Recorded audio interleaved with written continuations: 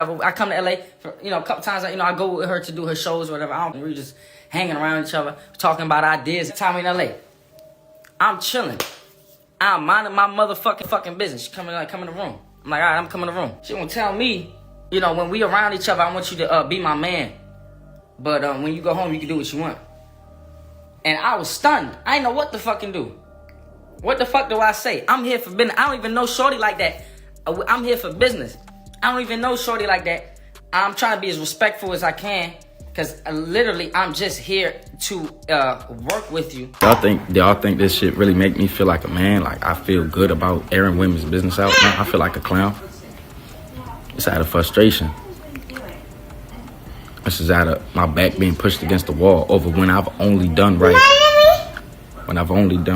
Girl, it's high time we admit that Lil Kim is both a legend and a part-time bird.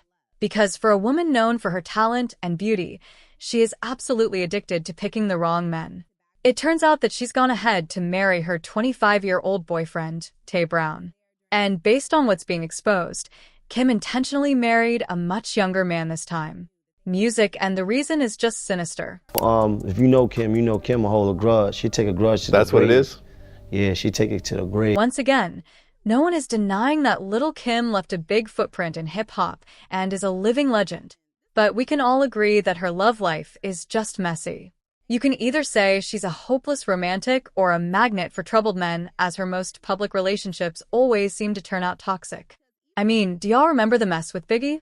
Lil Kim was with him for 4 years from the minute she entered the industry as a rapper to his tragic death in 1997. Music, and while they released good music together, the relationship was turbulent and Biggie never publicly claimed her as his girlfriend. She was mostly his side chick. And the reason was because she was dark-skinned. On the other hand, Biggie was always out with light-skinned women. Lil Kim also talked about how her relationships with other men like Damon Hardy, Sean Powell, Mayo, and even Ray J were all rocky and all left her feeling unwanted, like she couldn't survive or have a successful career without them. And add to that her low self-esteem, which really traced back to her dad always critiquing her appearance, which made her believe that she was ugly and would never be good enough. So, it is no secret that Lil Kim has gone through hell and back in the romance department. But she really took it up a notch when she left her age range and started dating younger men.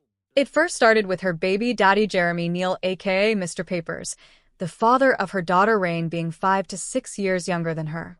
However, age gap relationships are normal in Hollywood, and the gaps seem respectable enough for fans not to bat an eye. Since then, Lil Kim has been going younger and younger. She was moving to men that were more than 20 years younger than her and closer in age to her daughter Royal Rain than her. And if it was a celebrity male artist messing with the life of a much younger woman, the way Kim treats her current boyfriend/husband Tay Brown, best believe that women would be giving him hell for it. When Lil Kim first introduced Tay Brown, we didn't meet him as her boyfriend. During the 2022 Rhapsody segment, she introduced him as one of her new artists signed under Queen Bee Entertainment, and they were going to be working together to release new music. Man, I'm a student of the game for real, so Kim is a legend, automatically, so I got that call, I was just like, I'm in. Yeah. I feel like I'm blessed. And when they did drop new music in 2024, it wasn't hard to see that the two of them had more than a working relationship. They look completely loved up in the video for their song Love For You. And the song itself had an undertone to it. Also, when they were promoting the song, Lil Kim talked about how creative Tay was, and that in time she'd known him, he was more of a big brother or father to her. Obviously, I'm a little older than him, but he's like my big brother, my father. I really listen when he speaks because he's going to say something very important. I don't know about y'all, but there is something terribly sick. 'Cause what do you mean a 52-year-old woman sits down to call a 20-some-year-old man her big brother or father? I mean, the whole point of Tay signing with someone like Lil Kim is to have guidance and learn what he can from her. So, if it's the other way around, then Tay is in the wrong place and with the wrong person. But before Tay could get a chance to run, he was already in too deep with Kim, as she officially confirmed that they were already dating in a post that said, "Our bond is so perfectly matched in the most organic way. I know it was God that brought us together." If people only knew how big of a role you play in my life and in my career. If they only knew you're a big part of the reason the Beehive is getting new music right now. If they only knew the things we figure out together, how we can talk with our eyes and be on the same page. Girl, this was just too much. But she still goes on saying, it's so weird how we became so close because it happened out of nowhere. But I'm really proud of what we're building and music, most of all the unconditional love we have for each other. You're a sweet gangster, and I love it. First of all, there was no way that God, the universe, or anyone else for that matter, was willingly going to bring a 24-year-old man into her life as her boyfriend. Not to mention, this was a person who was actively signed under her entertainment label. And Kim has a lot of control in how his career goes. The relationship dynamic was very much giving early days Diddy and Cassie, because even if Tay didn't want things to be romantic, he really couldn't say no and risk bruising her ego. And if Tay somehow thought that he had a say in how their relationship was going to go or could leave whenever he wanted, Kim was quick to remind him that she held all the cards. Less than a year after Kim declared her undying love for him, Tay took to Instagram and put Kim on full blast.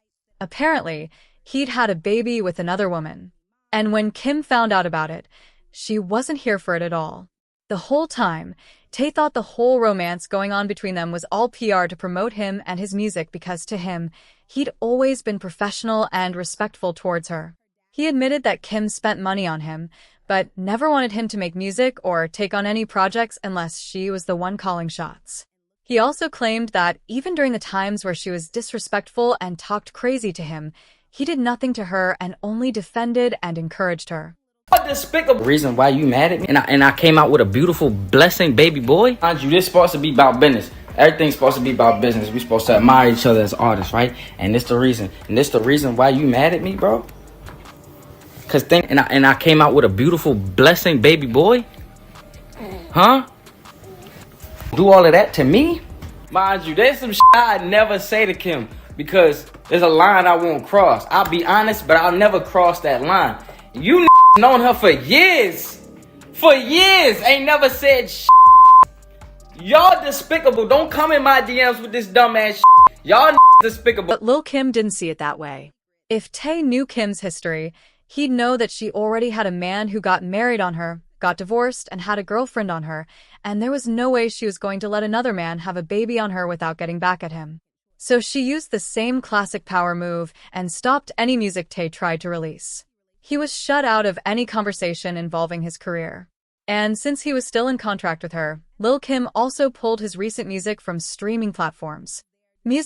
Anytime Tay tried to talk to her about what was going on, he was told by her teen that this is what he gets for thinking he was bigger than the program and going against the agreement that they had. I'm not saying I was afraid to say no to the dating shit. I'm saying I was afraid to say no to the extra fun shit you want to be talking about. Like we just had fun.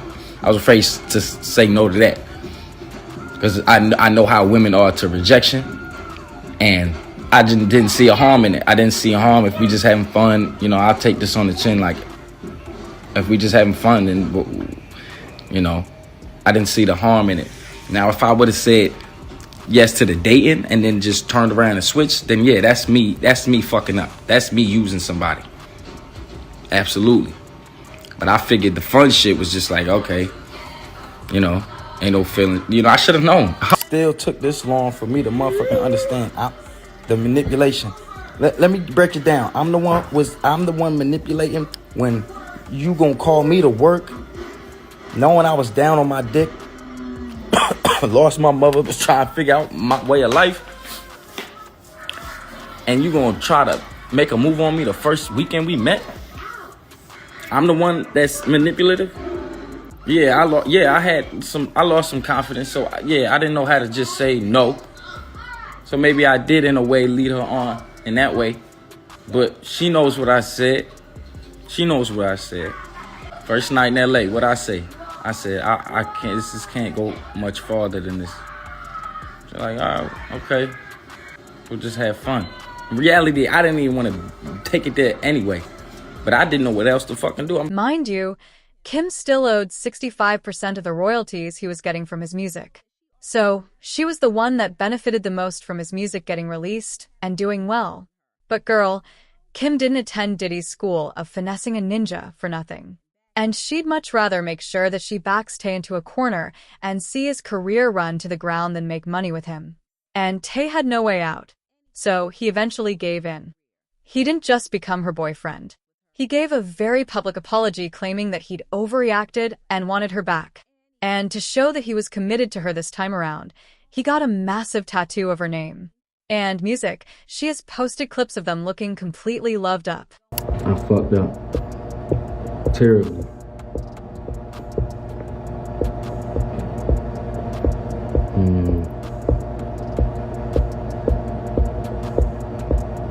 You know, I want my baby back, man. I want my girl back. And it's gonna take some effort, but you know, that's what I have to do. That's what I have to do. Hostage situation. Until his contract is up for renewal, Tay has to play ball, or once again risk losing his entire career. And according to reports, he has it worse now because Lil Kim is doing everything to make sure he can't just up and leave again. We all know that Kim's self-esteem is shot to hell. And having a young 25-year-old show her that he wasn't interested in her and never considered a relationship with her while she was on the internet expressing love for him was the last thing her ego needed. Now, word is that the two of them have officially tied the knot. So, there's no making babies or sleeping with other women without Kim Seo for Tay Brown. And as much as her fans still want to support her, even if you are a diehard Lil Kim fan, you'd be lying if you didn't see how predatory Lil Kim is. She's running the same play that Diddy ran on Cassie.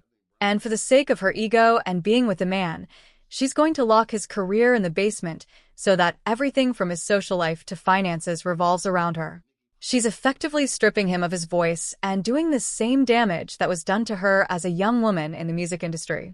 In a few years, when he does have enough backbone to really speak out about what she did to him, let's just hope that people hold her accountable the same way they would have held any man in her position. But do you guys think they are just two people in love that decided to get married? Or is Lil Kim going too far with this one? Sound off in the comments and make sure to like and subscribe. See you later, Spill.